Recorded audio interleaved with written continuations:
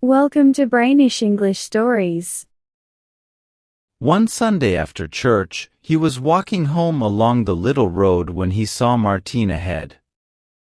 She was walking with her dad, who looked like a rich farmer. Martine wore a special dress only worn once a week. Her dad wore a gray coat and a round hat. Benoist only saw Martine's back, but he knew her face well. He thought to himself, "Wow, Martine is a nice girl." He watched her as she walked, feeling something for her.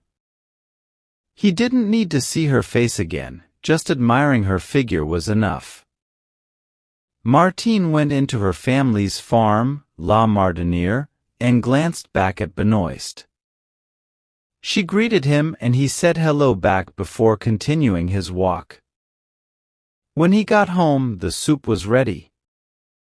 He sat down across from his mom, next to the farm helper and the hired worker. The maid went to get some cider. He ate a bit of soup but didn't feel well. His mom asked if he was okay. He said, "No, my stomach feels weird and I don't want to eat." He watched others eat and nibbled on bread slowly. He kept thinking about Martine. "She's really nice," he thought, surprised that he hadn't noticed before. He couldn't eat the stew. His mom said, "Try a bit, Benoist. It's good for you." But he couldn't eat more. After eating, he told the farm helper to go home and that he would take care of the animals. The countryside was empty on the day of rest. A dry wind blew across the plain, promising a cool evening after sunset. Benoist sat down by a ditch, putting his hat on his knees to cool off. He said out loud to himself, "She's really nice." He thought about her at night and in the morning. He wasn't sad, but something bothered him. It felt like a buzzing fly trapped in his mind, irritating him. Thinking about Martine disturbed Benoist like that buzzing fly. He wanted to see her again and walked by her house many times. Finally, he saw her hanging clothes outside. It was warm, and she wore a short skirt and a shirt, showing her figure as she hung up towels. He watched for over an hour, even after she left. He went home more obsessed with her than before. For a month, he couldn't stop thinking about her. He trembled when her name came up, and he couldn't eat well. He even had trouble sleeping at night. On Sundays, he couldn't stop looking at her during church. She noticed and smiled back, happy that he liked her. One evening they unexpectedly met on the road. She stopped when she saw him. Determined but nervous, he walked up to her and said, "Martine, we can't go on like this." She teased him, asking what he meant. He explained he couldn't stop thinking about her. She shrugged, saying she didn't make him do that. He insisted it was her fault because he couldn't sleep or eat properly.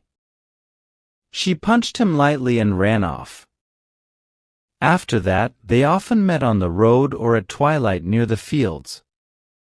He felt drawn to her, wanting to be close to her, even though she didn't belong to him. People in the village talked about them. They thought they were getting married. Benoist asked Martine to marry him and she said yes. They wanted to tell their parents about it.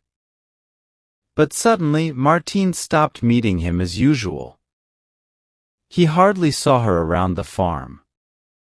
He only caught glimpses of her at church on Sundays. Then one Sunday, the priest announced Martine's marriage to Josephine Vallon. Benoist felt terrible. He cried and stayed in his room for a month. When he went back to work, he couldn't forget about Martine. He avoided roads near her house to avoid seeing her. Martine was now married to Valen, the richest farmer around. Benoist and Valen used to be friends but didn't talk anymore. One evening, Benoist heard that Martine was going to have a baby. Instead of feeling sad, he felt relieved. He preferred to be away from her. Months passed and he saw Martine occasionally. She seemed embarrassed when she saw him, so he avoided her. He didn't know what to say to her anymore. He thought about their meetings on the road and felt disappointed by her broken promises. His sadness slowly faded away, but one day he walked past Martine's farm. He looked at the house from afar. That's where she lived now, with someone else. The place felt empty as the workers were busy in the fields. He stopped by the gate and peeked into the yard. The dog slept outside and 3 calves walked slowly towards the pond. Benoist leaned against the gate post and suddenly felt like crying. Then he heard a loud cry for help from the house. He was shocked and listened carefully. Another cry, even sadder, reached him. It was Martine crying. He rushed inside, pushed open the door, and found her on the floor in pain.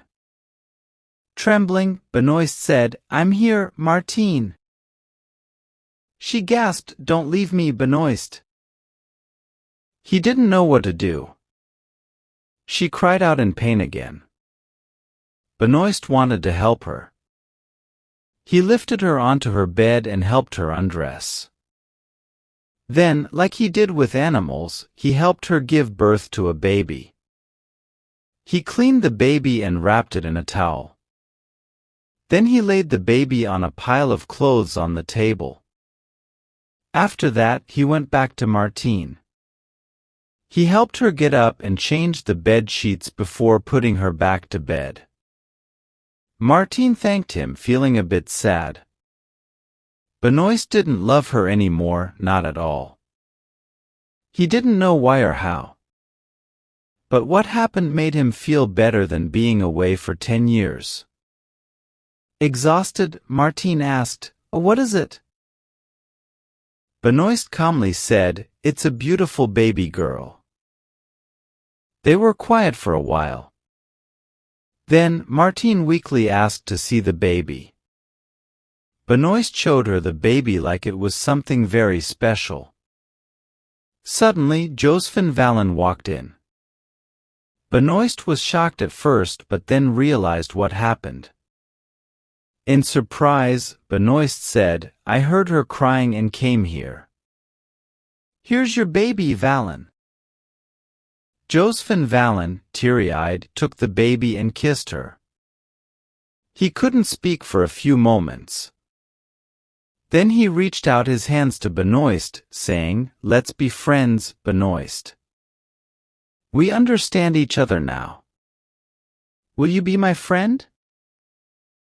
Benoist replied, "Yes, I will, of course I will."